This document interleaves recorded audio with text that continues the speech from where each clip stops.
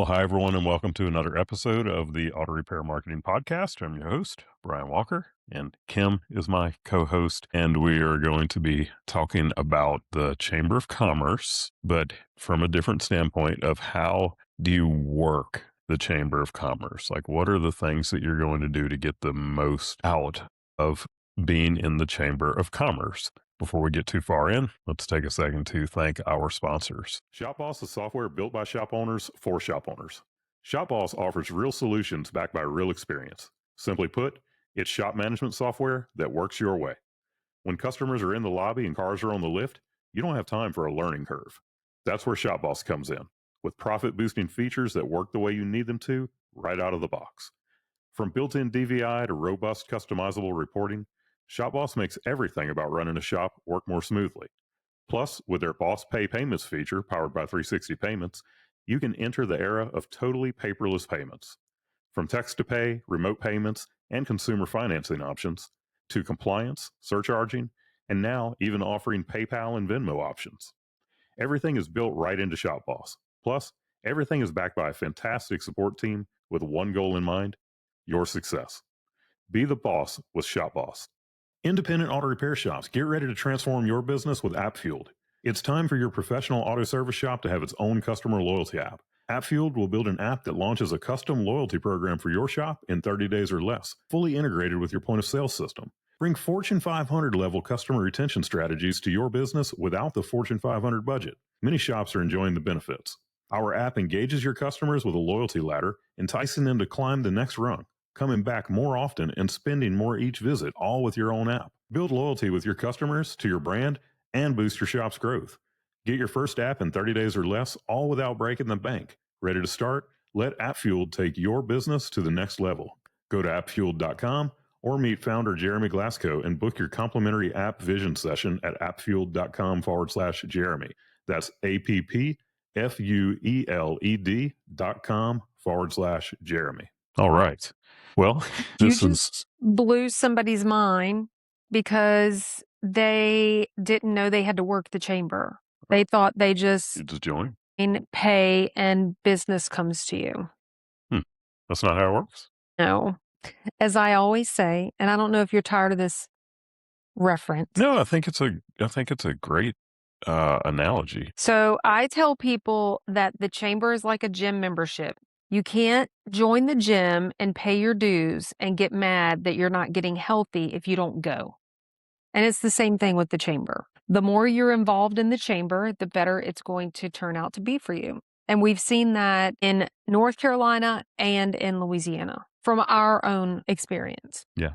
Yeah, So, but so many people join the chamber, put the sticker on their window, mhm.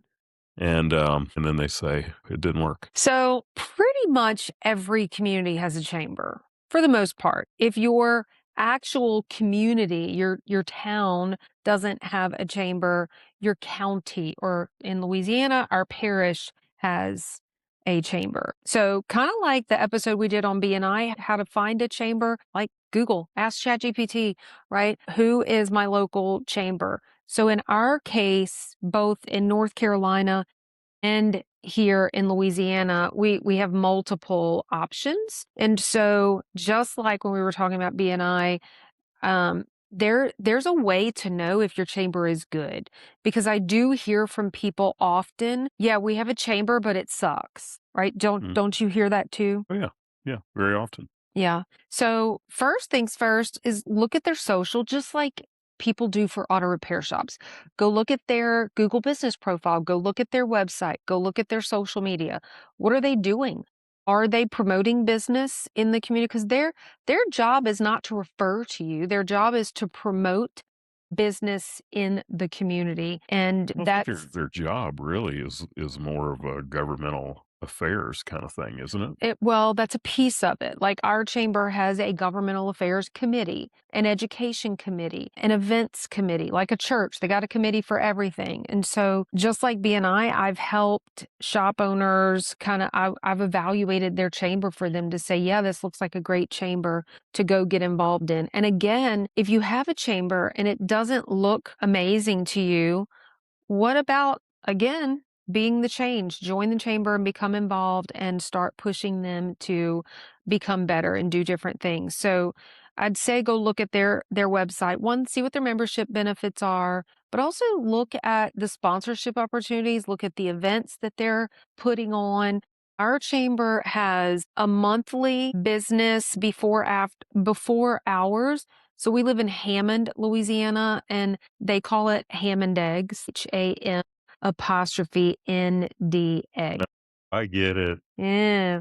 So that's fun. They have a monthly luncheon. They have a quarterly luncheon that's like a really big one where they bring in, so actually coming up this month, I think, or February, they're bringing in 3 of our state representatives to give like an update. So But the monthly luncheon is run very much like a B&I group. it is They run call it, very, and that's just yep, our local chamber. That doesn't mean that that's how your yep, chamber is going to do it, but our local chamber does what they call leaves for lunch, yep. and it's, uh, it's very much like a B&I group. And then they also do a business after hours as well. So, and there are other things that they do. Some chambers are still doing Cutting. expos and absolutely ribbon cuttings and all kinds of things, but you really just want to look for, are they doing something that's going to be helpful for you to get involved in besides the events that they're doing? And then ours also has a big, it's called Chillin' with the Chamber, a big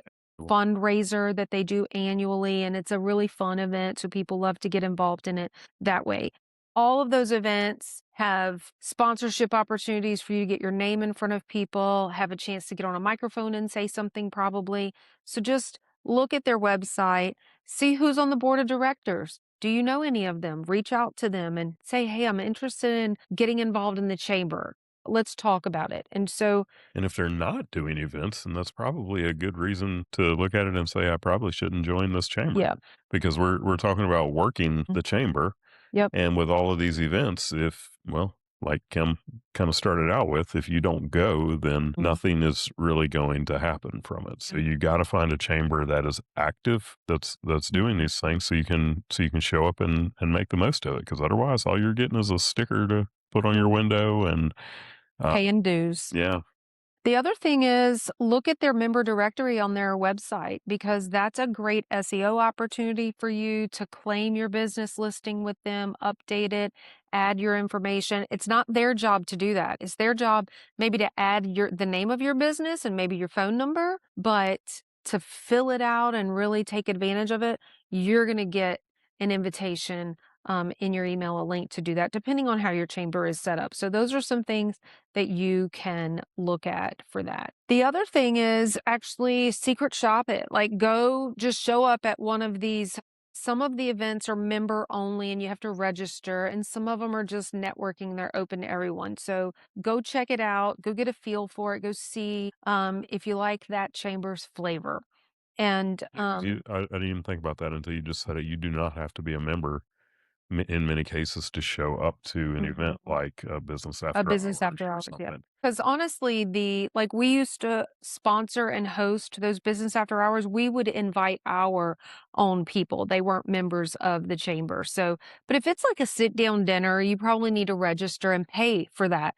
You're going to pay your membership dues, but then you may also actually pay for some of the meetings. Like, so don't forget about that. The other thing is I just want to also encourage you, like we just did an episode about BNI. We're going to do another episode about other service organizations in your community. The shop owner doesn't have to be the person doing all this stuff. Like Brian is a self-professed, he's nowhere near as introverted as he says he is. He's grown out of that some, Yeah, but I but was. in the beginning, it was the last thing on the planet that he wanted to do. So I mean, that was my job, but there could be other people in your I was going to say agency, in your shop that can do that. And maybe you bonus them or maybe you add some type of spiff or something, if it's your service advisor who is going to the chamber events. Well, everyone that comes in and says they heard about you at the chamber, maybe your service advisor gets a little cut of that. So find the right person who's going to go and do a great job at that. Mhm. Some of the other things to think about is my chamber, for example, here, our chamber here, but also the Apex Chamber in North Carolina, the Raleigh Chamber, the Cary Chamber. We were members of 3 chambers. But depending on your chamber, if they have those committees, find a committee to get involved in as well, because and it's going to take time. You have to decide if you have the time to invest. Maybe the chamber is not the right place for you, but if you are interested, if you're going to do it, go all in, take advantage of the opportunities. But sometimes those committees can be really good small groups where you can really get to know people, and they're really going to talk about you and your shop and help drive traffic to you that otherwise may not have come. So there's different committees. Find one that you care about. I used to be a teacher, so the education committee was important to me. It didn't relate to auto repair per se, except that now our local school system is putting together a whole trades kind of thing. And so I ended up on that committee for a while. So it's just connecting you to different communities. And it's funny, and what I'm about to say is certainly not across the board, but the things like the chambers and BNI and all of that in early on in the early stages of your business, these are some of the best things to do because they're some of the most cost effective things to do. At that in that time you go between I have more time then I have money. And sometimes you don't because you are the one writing service and turning wrenches and everything else. But you're in the early stages of the business, you're doing that grind. And, it's the before work and the after work that you're doing those things. And then you eventually get to a place in your business, if you do it well, where you do the whole I'm working on my business and not in my business thing. And these are definitely working on the business type activities. And it Mhm. may not be the first thing that people think of because a lot of times when you're thinking about working on the business, it's about managing the financials and all of that. But getting out there and doing that network and helping to grow your business is absolutely working on the business. And the goal is to get to a point where you can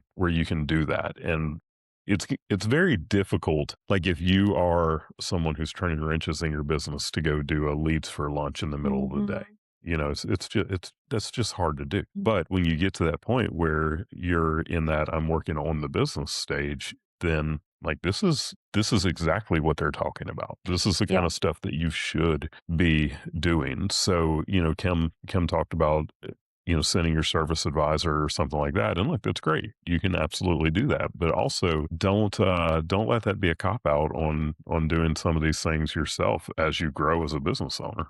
It's definitely an evolution thing. Like you said in the beginning, you have more time than you have money, so it's going to be you, but then as you grow, you can start delegating some of those things. Another aspect of being a part of the chamber is the network you're building, the connections you're building, but I'm just sitting here talking about it and I'm thinking about Betty Borges down in Florida, over in Florida at Greg Smith Automotive where we talked about her. So I did an episode with her, and then she ended up in one of my top favorites from 2025. And she used her chamber as a resource for her own initiative with a back to school backpack drive. They ended up collecting so many backpacks because she tapped into the network of the chamber. But then the chamber actually came and helped her. She set up an assembly line for putting all the backpacks together.